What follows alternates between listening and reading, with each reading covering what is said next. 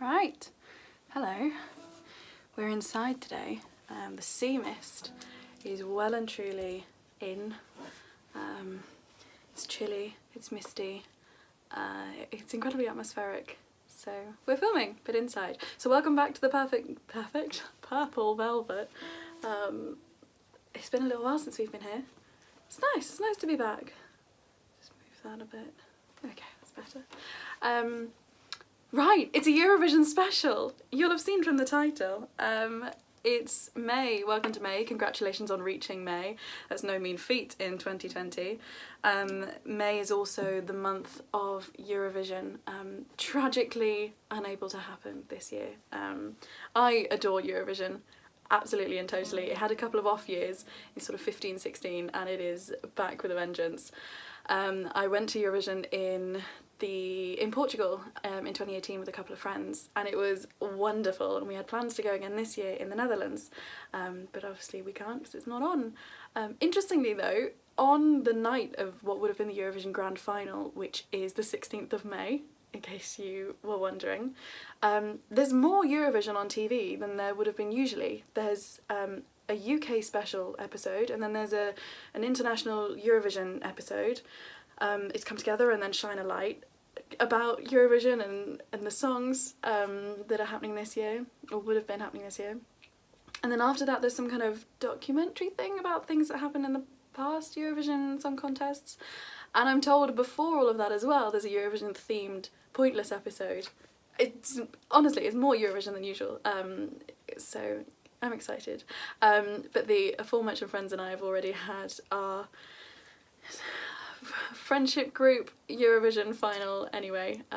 We had a little pretend contest. We had a great night. I had pizza, it was wonderful, and we came to a group chosen winner, which actually one of the good friends, he didn't want it to win, but he was outnumbered, so they did. If you want to know who won our little competition, let me know. I'll tell you, but I'll leave that a secret. So today, it's no original music, it's all Eurovision songs. I've got 3 songs. One is from this year, one's 2011 and one's 2009. We're going to go back in time. This first one, personally I think it's the wrong decision. They've said that although next year Eurovision's still going to happen in the Netherlands, the songs this year aren't going to be allowed to be part of the competition, because there is a usual rule that the songs can only be released a certain amount of time before the competition so that they can't become massive international, well at least European hits, and then go and win the contest. I mean that tends to happen a little bit anyway, but it can only happen in a specific time frame. But I think this has never happened before. Eurovision's never been cancelled before in the whole time it's been on. These are extraordinary times for Eurovision, and if they're gonna have a repeat year next year, have the songs as well and just have this one occasion that they've been released for the amount of time plus a year. Personally, it's a really strong year as well. We ended up having a very strong final, because you start out with 41. There are 41 songs this year. And the final usually has 26, so I could go on, but this first one is from Switzerland, and the original, getting the frame, the original is, it's a bit of a tune, it's a bit of a more upbeat bop type-ish. It's still a bit of a ballad, but it's a bit more of a bop-ish ballad, but there's an acoustic version which is stunning, absolutely stunning, and after you finish this, after you've watched all of this, go and have a listen to that. It's absolutely brilliant. So this is my version of, it's called Répondez-moi, it's all in French and it's from Switzerland, and that's this year, 2020.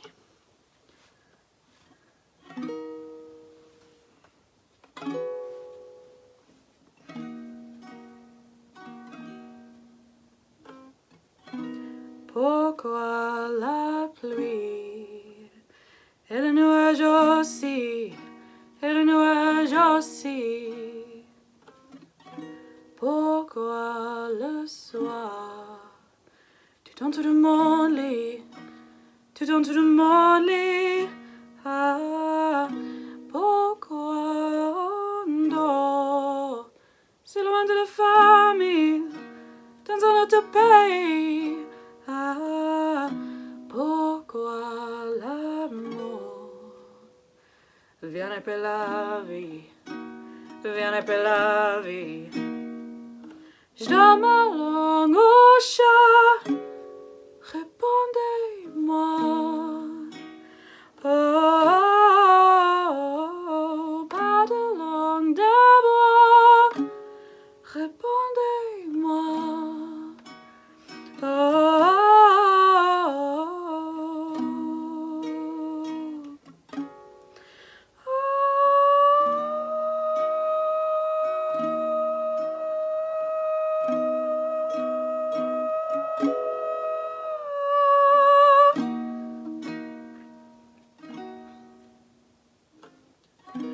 pourquoi on court sans jamais s'arrêter, sans jamais s'arrêter?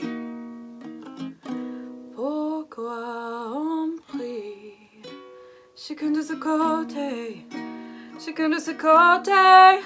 Ah, pourquoi je suis ici à Tanger, là-bas à Tanger? Ah, pourquoi, oh, mon fils, grandeur sans été, grandeur sans été? Je donne ma langue au chat, répondez-moi. Oh,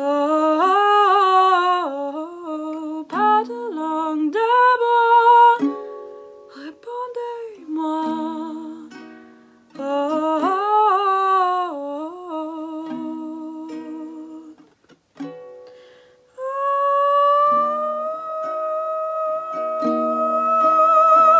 je donne ma langue au chat, répondez-moi.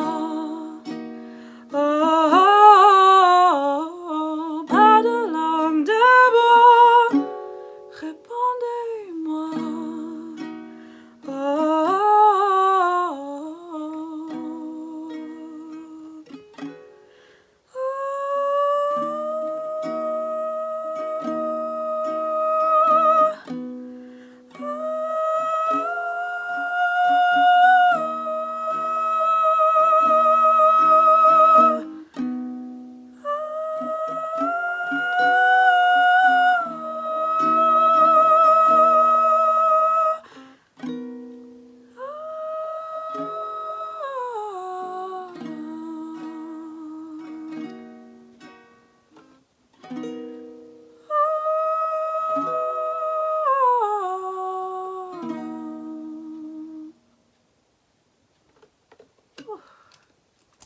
That's Répondez-moi.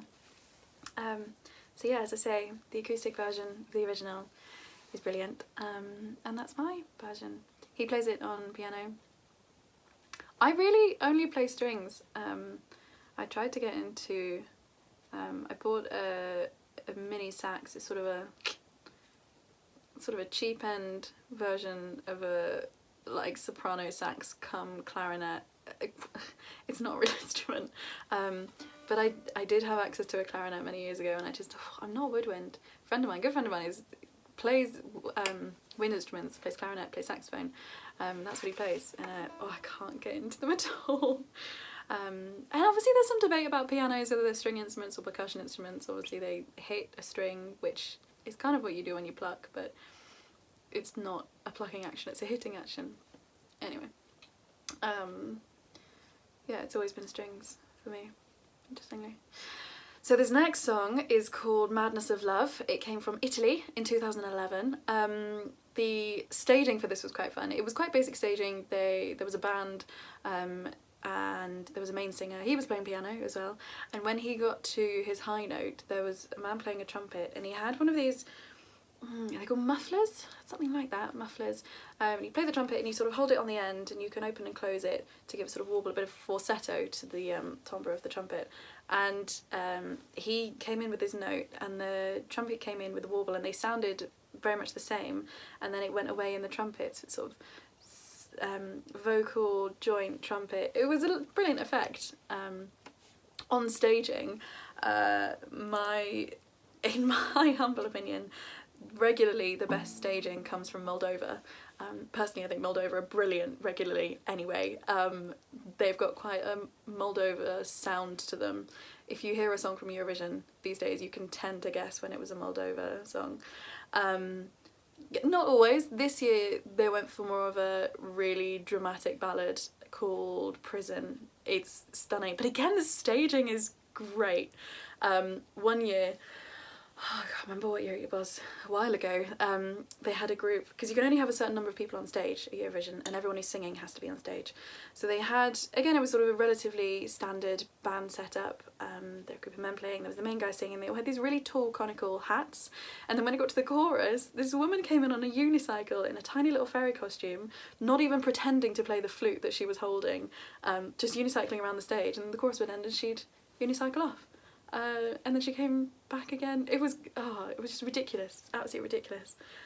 Yeah, so Moldova all the way. But this is Italy, Madness of Love. This is partly in Italian, partly in English. I used to sing this a cappella actually, which was quite bold. Yeah, in about 2012. I had a few gigs and I would sing this. So I've reinvigorated it, got some chords, and I bring it to you again today.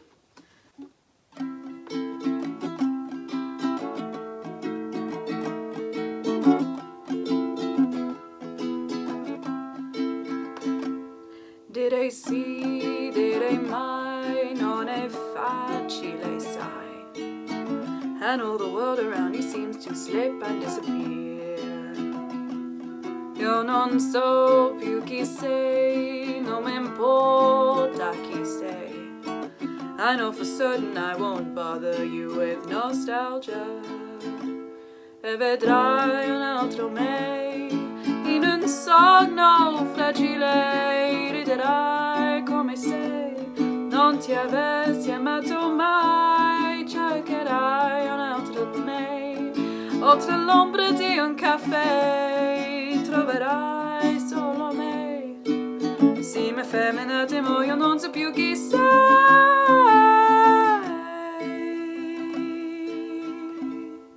Qui si vive così, day by day, night by night, and all the world around us slips away and disappears.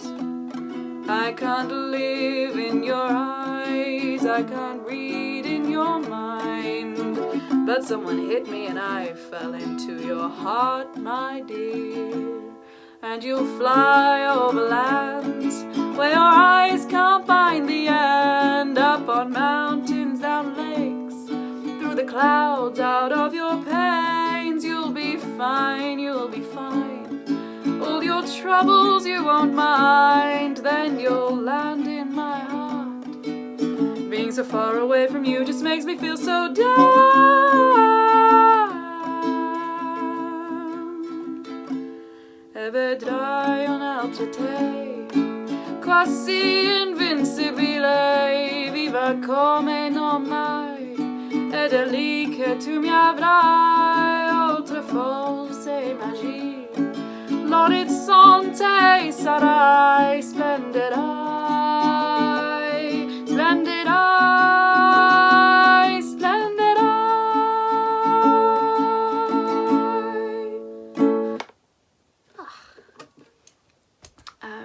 Yeah, it's nice to sing that song again. I could remember some of the Italian actually, but I would get bits of the two choruses mixed together. So yeah. Oh, it's nearly back. So the last song comes from Norway in 2009. Now, anyone who knows the Eurovision knows exactly what's coming next. It's Fairytale by Alexander Rybak. Alexander Rybak has become quite a poster boy for Eurovision.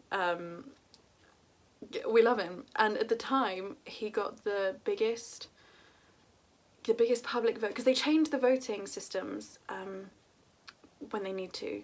So they've changed the voting systems since then, but at that point, and for a good few years, he'd had the biggest public vote ever, which is huge. He was Bookie's favourite and he did win and he was brilliant and he plays the fiddle, and it was wonderful and it was such a good song, Eurovision song. And he came back again in 2018 with another song called That's How You Write a Song, or How to Write a Song, something like that. And I have a friend who loves it. I think it was okay. It wasn't as good as Fairytale, but nothing was going to be.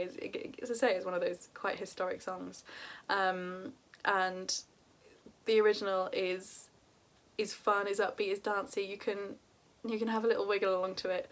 But the lyrics are quite tragic, and I play it tragic. So if you want to hear the original, which is worth listening to, go and have a listen after this. Yeah. When I first started playing this, I was in a bit of a pained place, so it sounds pained. I'm fine now, but yeah, it's a really tragic love song. Yeah, thank you for watching, listening. Oh, I've had a lockdown haircut. I don't know if you noticed. I really like it. Let me know what you think. I haven't got any layers anymore because my hair's quite thick, because my hair's very thick. I don't have any layers anymore, but I'm really enjoying it. And it's a little bit longer at the front than it is at the back, which I wouldn't have given myself. It's quite a chic haircut, and I never feel like I'm chic. So yeah, no, I wouldn't have asked for it, but I'm really glad I've got it. So, or let me know if you've had any successful lockdown haircuts, or unsuccessful. They're certainly a thing at the moment, aren't they? I'm enjoying them, they're quite funny. So yes, thanks for watching. I hope you're staying well, staying sane. If you do need anything, Citizens Advice have got a lot of contacts. There are actually quite a lot of services out there that are still providing help for a lot of people, particularly food banks. Food banks are getting a lot of donations at the moment. Total wind up is that the government are also using food banks to feed people, which they should be paying for. It's effectively like we're being taxed twice. We're paying our taxes, they're going into private pockets, and then we're also donating to the NHS and to food banks, because our actual tax has been disappearing offshore. Anyway, the food banks have got quite a lot of food, so if you do need food, don't feel bad about asking the food banks at all. And if you've never used a food bank before, get in touch with Citizens Advice. They can help you with all of that, and they can help with a lot of things as well. So if you've got any sort of problems, let them know, see what they can do. And they might just pass you over to another service who can actually specifically help with that, but at least that's a contact. So I hope you're staying well to some extent. Hopefully some of you are thriving in this time as well. There's a bit more space, a bit more time. Apparently when the Spanish flu happened, there was a poem that called it the Great Pause. And I think there's a lot of us that can sympathise. We, particularly in the UK, in the West, compared to...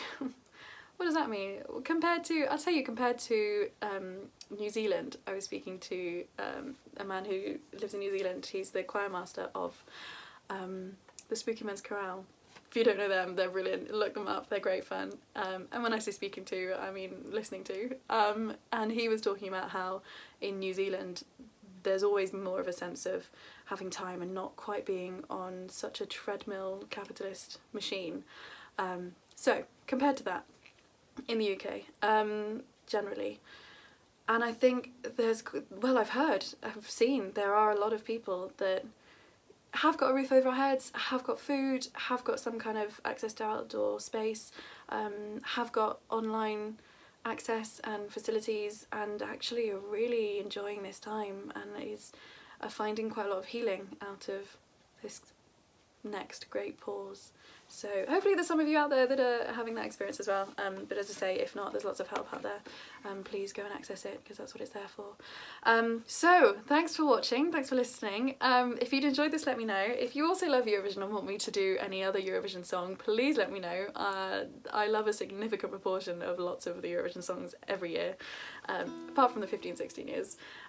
So I would be more than happy to do a request. Otherwise, I'll be back next time with some more original music. This is Fairytale from Norway in 2009.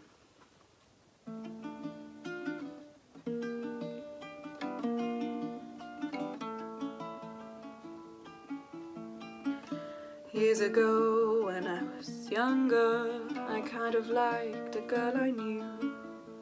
She was mine and we were sweethearts, yes, that was then, but then it's true. I'm in love with a fairy tale, even though it hurts. I don't care if I lose my mind, I'm already cursed.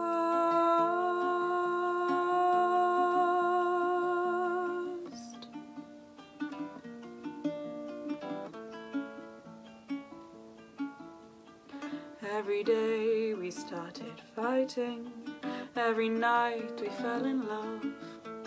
No one else could make me sadder, no one else could lift me high above. I don't know what I was doing, suddenly we fell apart. Nowadays I cannot find her, when I do we'll get a brand new start. I'm in love with a fairy tale, even though it hurts. I don't care if I lose my mind, I'm already cursed.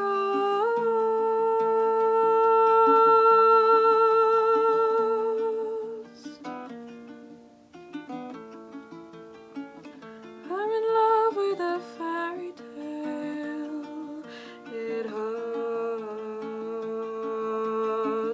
I'm in love with a fairy tale, even though it hurts. I don't care if I lose my mind, I'm already cursed.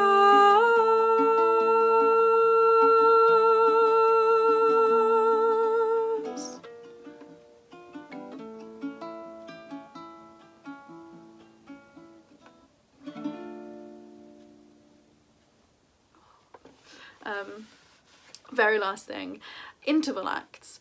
I don't think people grasp how brilliant a lot of the Eurovision interval acts are. One of the interval acts is Riverdance. Riverdance started as a Eurovision interval act when Ireland hosted, because Ireland have won the most still of all Eurovision Song Contests, and one of their interval acts was Riverdance. Now, the second year that Sweden hosted, they won quite close together, and this woman called Petra, who's a stand-up in Sweden, she hosted both of them, but the second time she hosted with Måns, who had won for Sweden that second time, and they did an interval act which was magnificent, called Love, Love, Peace, Peace, and it's a song, but it's a conglomeration of all of the elements of Eurovision that either win or become a historic Eurovision song. So they had an imitation of Loreen, who had won for Sweden the first year. They had a man in a hamster wheel, because that happens. They had a piano on fire, because that happens. That happened again in 2018, on purpose. They had like ripped men beating drums. They had like more dawdly sort of older men playing traditional instruments, whether they're real or not. They had the Russian grannies, who became quite famous, and they had Alexander Rybak, who popped back for Love, Love, Peace, Peace. So you should watch that. So the original of Fairytale, the acoustic version of the original of Répondez-moi, Madness of Love if you want to see that trumpet bit, and Love, Love, Peace, Peace. That's where you should start on your Eurovision education. I hope you've enjoyed. I've really enjoyed, evidently. I love this. So I'll be back again. Thanks for engaging. Please do share this if you enjoyed it. It really helps me to get out to a much wider audience, and I'll see you again. You're quite a bit further away inside.